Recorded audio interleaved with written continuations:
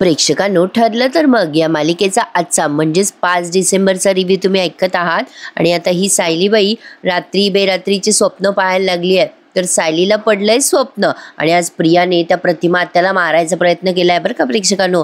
आता बघा, सायली स्वप्नात अर्जुनशी बोलत असते. 1.5 वर्षापूर्वी आपण कॉन्ट्रॅक्टवर जेव्हा सह्या केल्या होत्या तेव्हा या 1.5 वर्षामध्ये काय काय घडेल हे आपल्याला माहितीच नव्हतं ना, जसं काही सगळ्यांनाच माहिती असतं. असो, आता अर्जुन म्हणतो की मला जर कोणी सांगितलं असतं की मी तुमच्या प्रेमात पडेल तेव्हा मी हसलो असतो. आता सायली म्हणते, आणि मला जर सांगितलं असतं ना की हा चिडका बिब्बा मनाने इतका चांगला आहे तर मी तर कोणावरच विश्वास ठेवला नसता.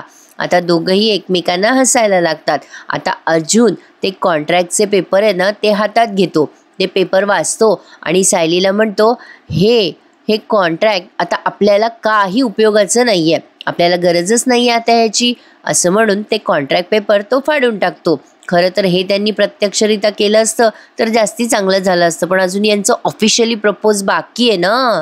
मग सायलीबाई पण ते घटस्फोटाचे पेपर घेते आणि म्हणते, हे घटस्फोटाचे पेपर ह्यावर पण आपण आधीच सह्या केल्या होत्या ना. आता हा जन्मच नाही तर पुढचे 7 जन्म आपण एकत्र असणार आहोत, त्यामुळे आपल्याला ह्याची गरजच नाही. आणि सायलीसुद्धा ते घटस्फोटाचे पेपर फाडून टाकते आणि सायली म्हणते, या 1.5 वर्षात किती सगळं बदललं ना सर. अर्जुन म्हणतो, तसं काय बदललंय मिसेस सायली. मग आता सायली हसायला लागते आणि लाजते. अर्जुन म्हणतो, काय बदललंय सांगा ना.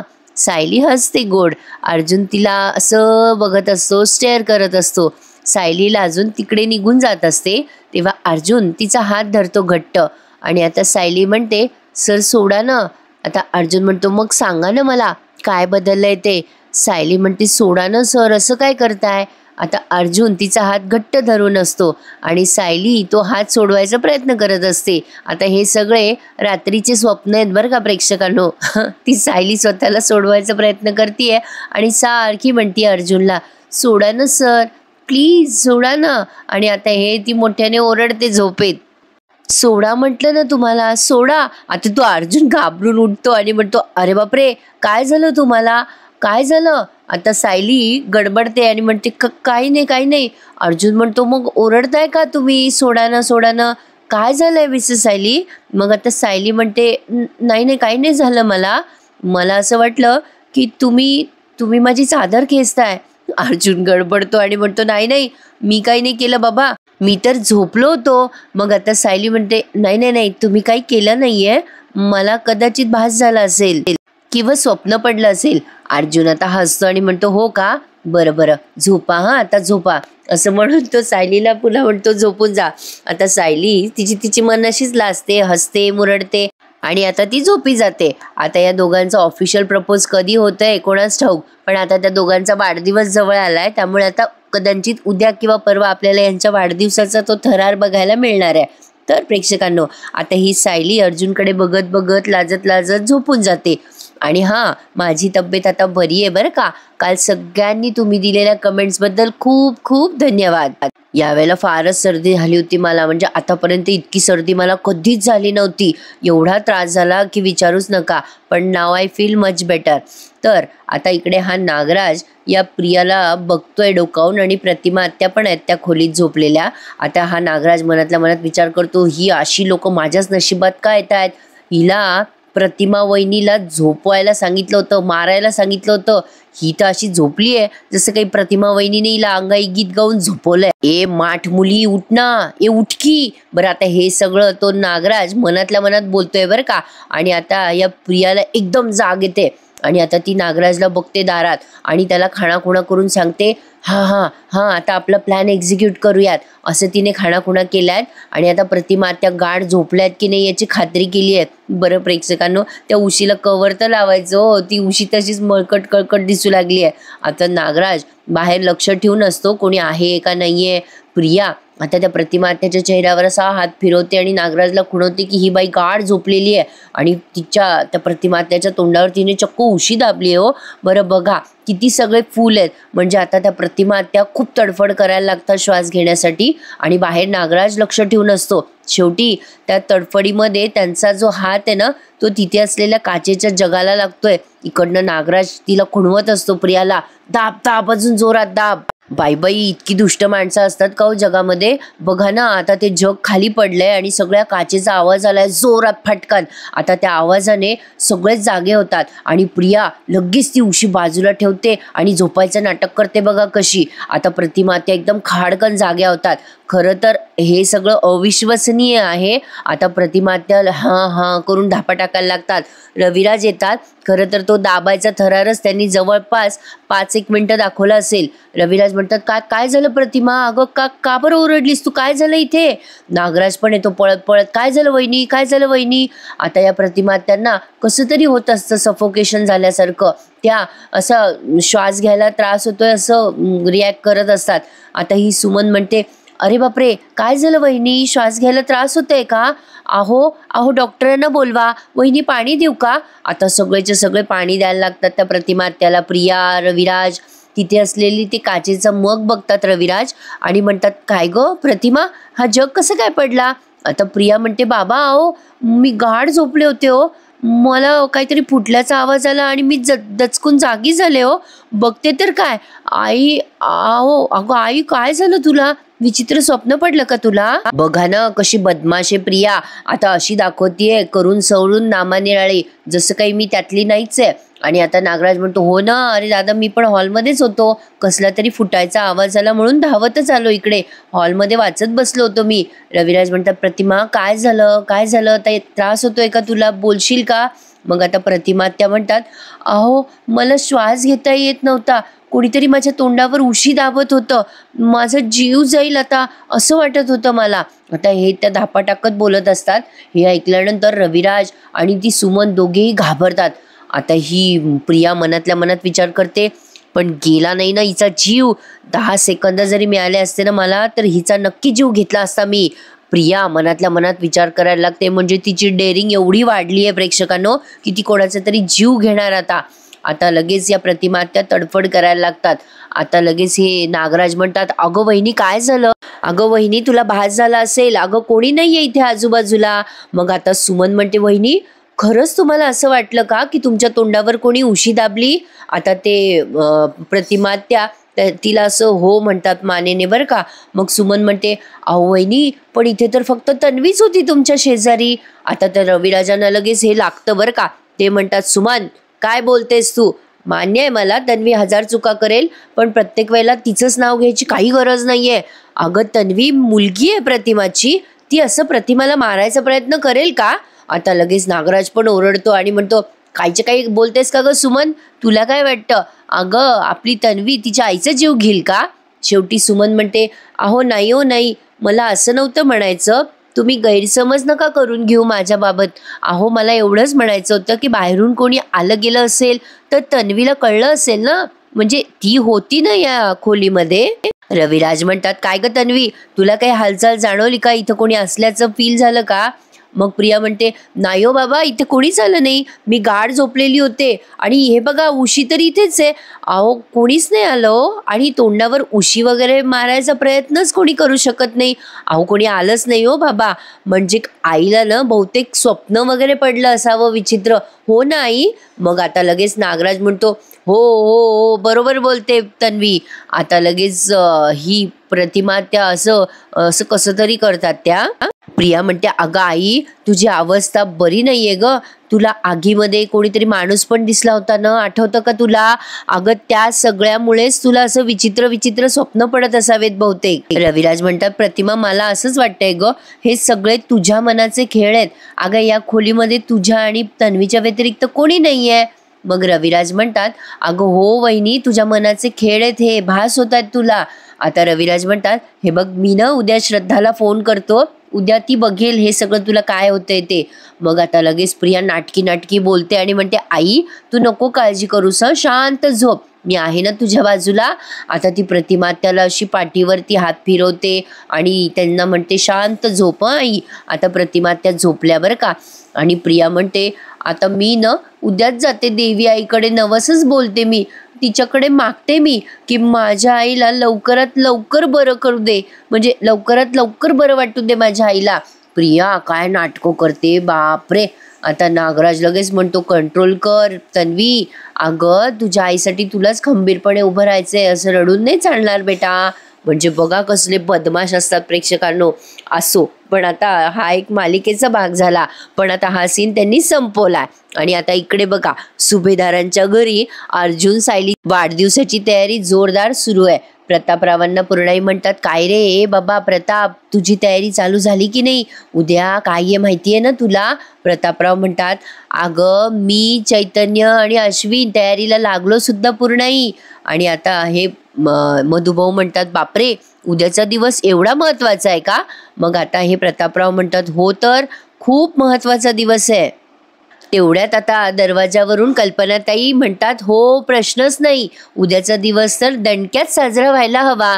कल्पनाताईंनी सरप्राईज देऊन जोरदार एंट्री केली आहे. आता अश्विन लगेच धावत जातो. सगळेच मस्त आनंदाने म्हणतात, कल्पना तू आलीस. अरे बापरे, अस्मिता तर फारच जोरात किंचाळते, मम्मा करून. अश्विन म्हणतो, मम्मा तू आलीस, व्हॉट अ सरप्राईज. आणि आता कल्पनाताईंना मिठी मारतो आणि आतमध्ये येतात कल्पनाताई बॅग वगैरे घेऊन. अस्मिता म्हणते, मम्मा अगं किती मिस केलं तुला आम्ही, बस ना. आता ह्या कल्पनाताई घरी आल्या आहेत, सगळेजण वेलकम करतात.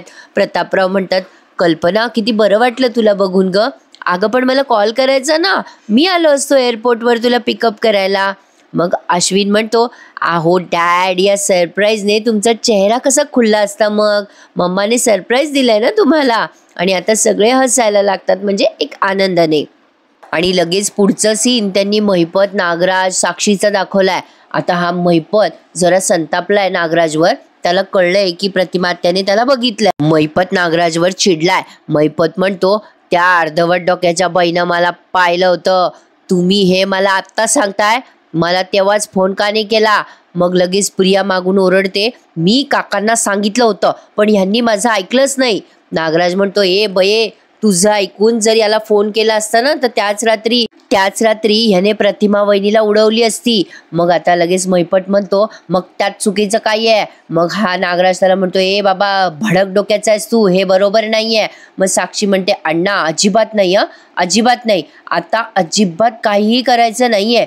त्या प्रतिमाने तुम्हाला पाहिलं मान्य आहे, तिने तुम्हाला ओळखलंय, ही गोष्ट डेंजरस आहेच, पण आता या क्षणाला आपण त्या प्रतिमाचा खून केला ना तर आपण आणखीन संकटात जाऊ. नागराज म्हणतो, महिपत तुला इतक्यात या प्रकरणात पडायची काहीही गरज नाहीये, आम्ही बघतोय काय करता येईल ते. त्या रात्री प्रियाने चांगली उशी दाबली होती प्रतिमा वहिनीच्या तोंडावर, चांगली मेली असती ती, काहीतरी वाजलं, काहीतरी फुटलं आणि त्यामुळे वाचली ती. हे ऐकल्यानंतर साक्षी जरा घाबरते. पुन्हा आता यांनी कल्पनाताईचा सीन दाखवलाय सुभेदारांच्या घरचा.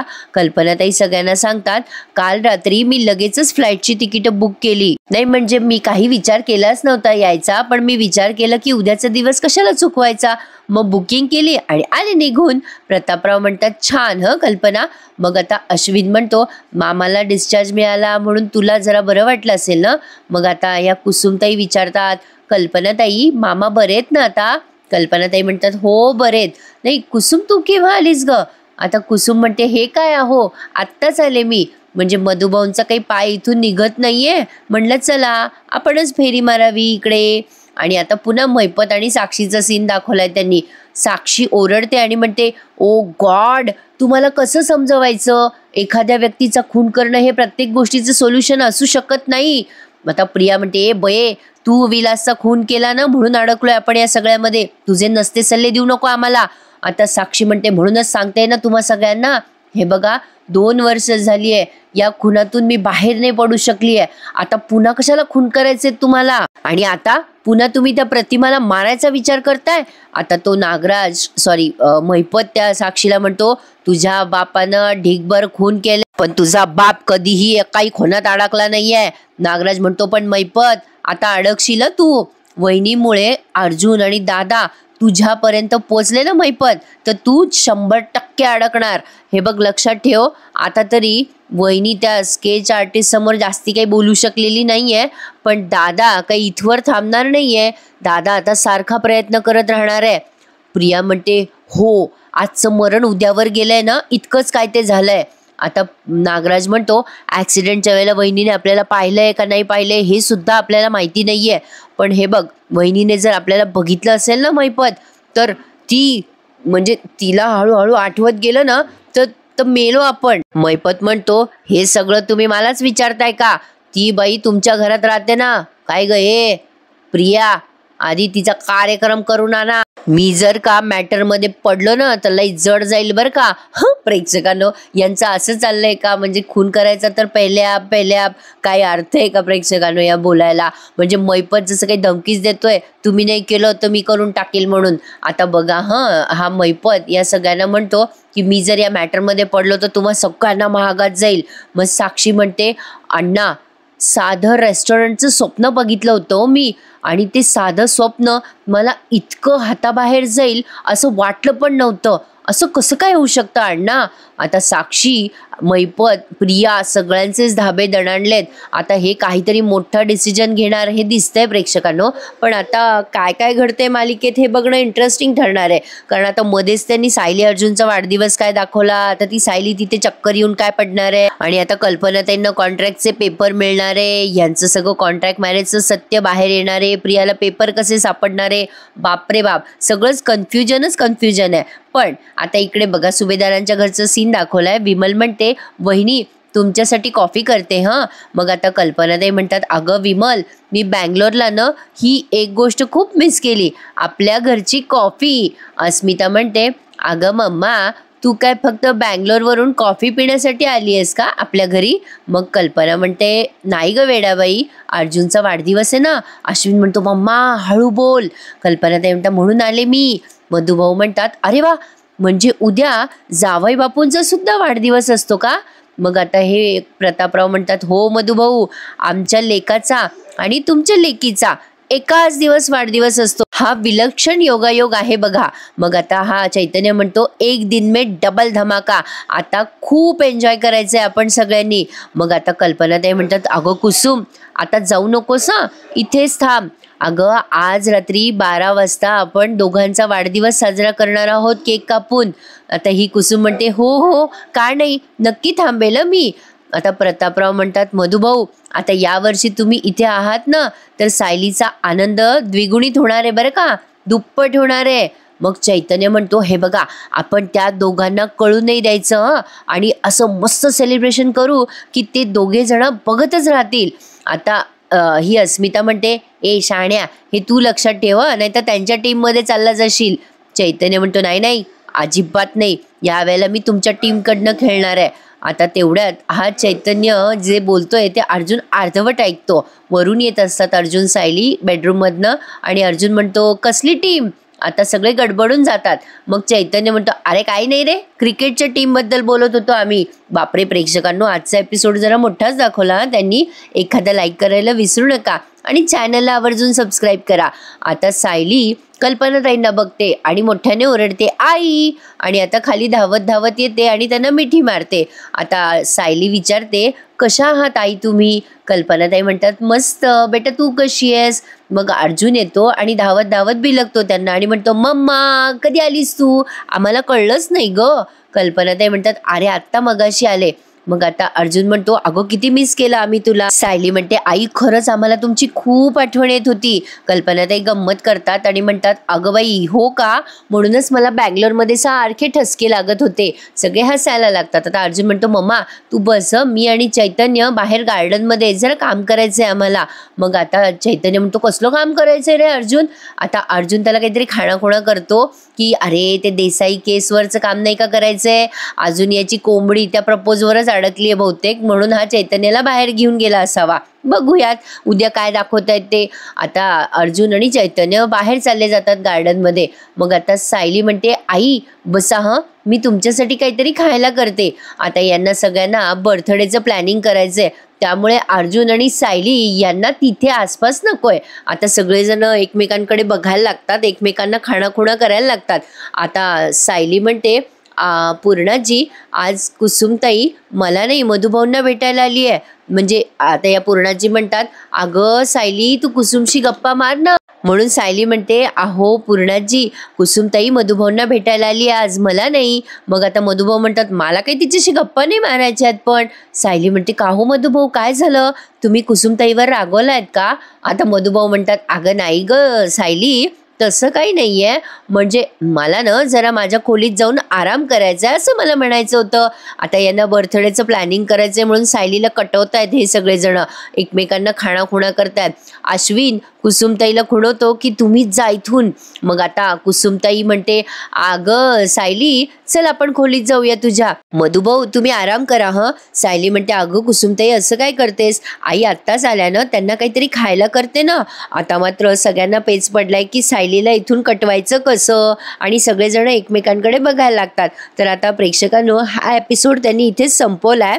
आता बघूयात उद्याच्या भागात ते बहुतेक सगळी तयारी वगैरे दाखवतील. पण आता काहीतरी हिला पास तिचा आठवतो वगैरे समथिंग लाईक काहीतरी असं होणार आहे. आजचा एपिसोड जरा लेंदी होता पण छान दाखवला. आणि आता उद्या त्यांनी तोच प्रोमो दाखवलाय जो काल दाखवला होता की सायली अर्जुन दोघेजण केक कट करताय आणि सायली अचानक बेशुद्ध होते. सगळेजण गडबडून जातात, हिला काय झालंय काय झालंय. तर आता उत्सुकता लागली आहे ती हा एपिसोड बघण्याची. बघूयात काय दाखवतायत ते. आजचा एपिसोड कसा वाटला कमेंट करून नक्की कळवा हो मला. आणि ज्यांनी चॅनल नसेल सबस्क्राईब केले त्यांनी प्लीज चॅनल सबस्क्राईब करा आणि सगळे रिव्ह्यूज एन्जॉय करा. भेटूयात उद्या सकाळी पुन्हा एकदा, ठरलं तर मग. धन्यवाद.